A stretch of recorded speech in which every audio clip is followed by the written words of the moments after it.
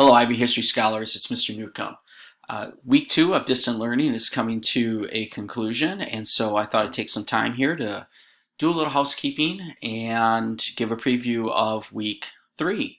And so attendance. Attendance is something that in all the updates I've been sending has been a point of emphasis, and so it is important that you are checking into Schoology periodically, and so that means you need to get onto the Schoology page to show that you have attended. And so when I look at the analytics, attendance has been good, and so let's keep up on that. The assignment Impact of the Great Depression, that deadline is Monday, April 13th, so you have some time still for success. If you do have any maybe last minute questions or concerns, please email me those and I'll get back to you as soon as possible. The Great Depression unit is coming to an end here, and so we will be moving on to the next unit of study, which is the Civil Rights Movement.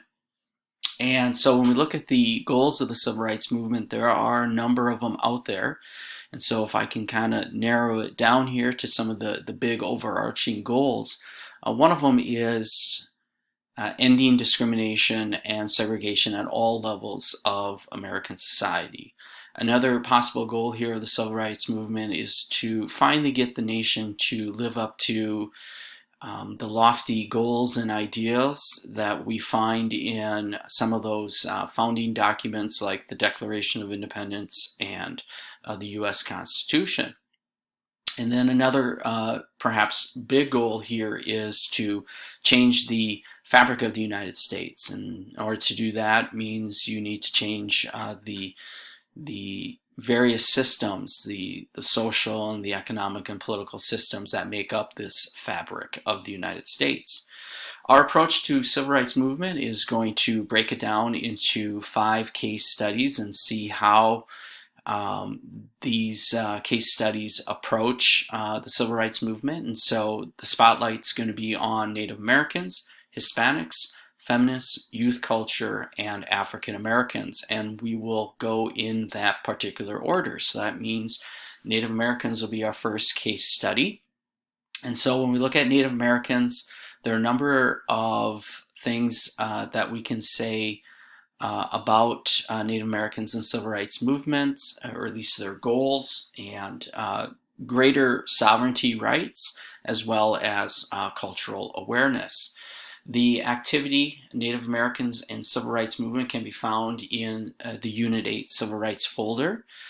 Before you start this activity, I do want you to watch the video clip. Kind of gives an overview of the Civil Rights Movement in terms of how different groups are going to approach it.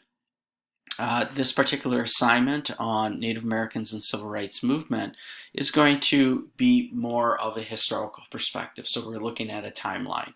Wants to focus on the relationship between the United States government and Native Americans. The resources for this assignment are attached, and so you should not have to GTS it or go out on the internet to find additional information. This is a solo activity, and the deadline for this is Monday, April 13th. So it's going to give you some time to do a little self-pacing. So if you do have any questions or concerns about this particular assignment, always email me. I'll get back to you as soon as possible. Hopefully distant learning has been going well for you. Make sure that through this whole process that you are being safe, taking some time for yourself, and with that, take care.